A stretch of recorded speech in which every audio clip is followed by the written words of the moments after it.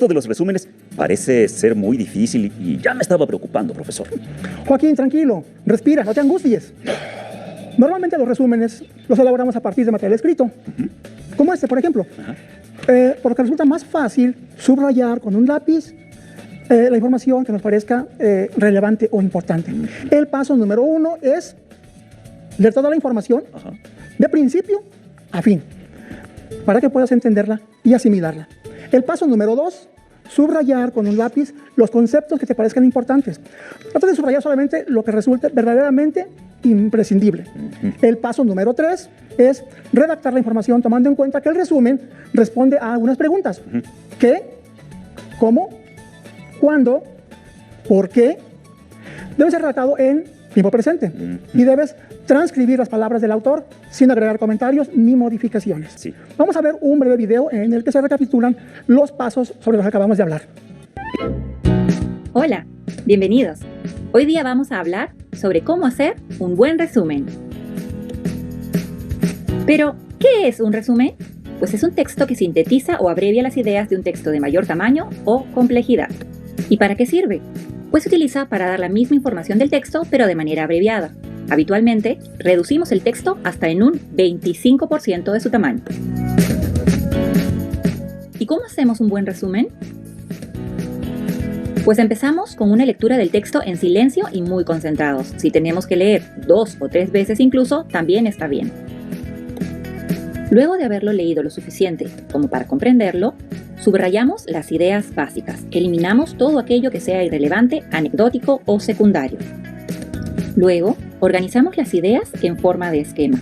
Lo habitual es hacer una introducción o presentación, desarrollo y una conclusión del texto.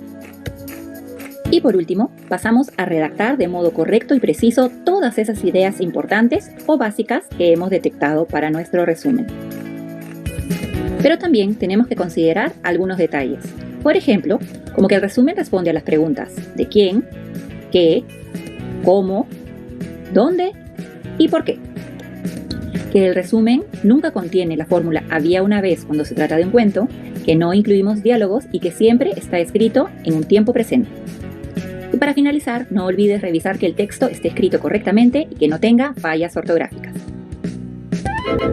Bien, Joaquín, hablemos de las diferencias entre un resumen y una síntesis. Sí. Un resumen es una exposición breve, oral o escrita, de las ideas principales de un asunto o tema.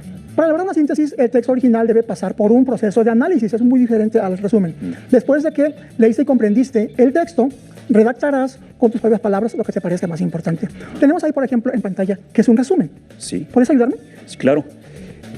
El resumen es una versión corta de un texto donde se pueden utilizar las mismas palabras para presentar de manera concreta los puntos más importantes del tema.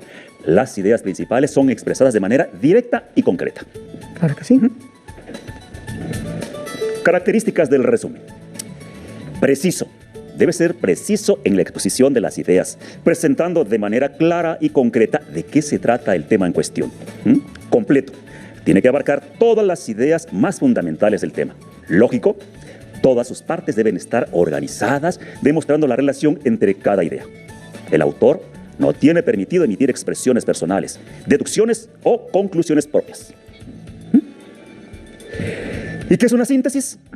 La síntesis es la presentación corta de un texto más largo que ha sido analizado e interpretado por el autor. Es la síntesis.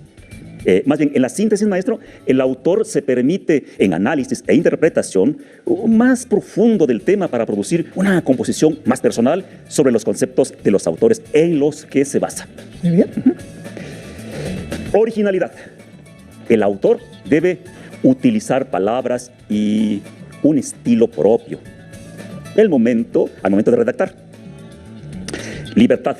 El autor puede escoger el orden en que va a presentar las ideas, la longitud del texto, así como la manera en la que desea abordar el tema. Investigación.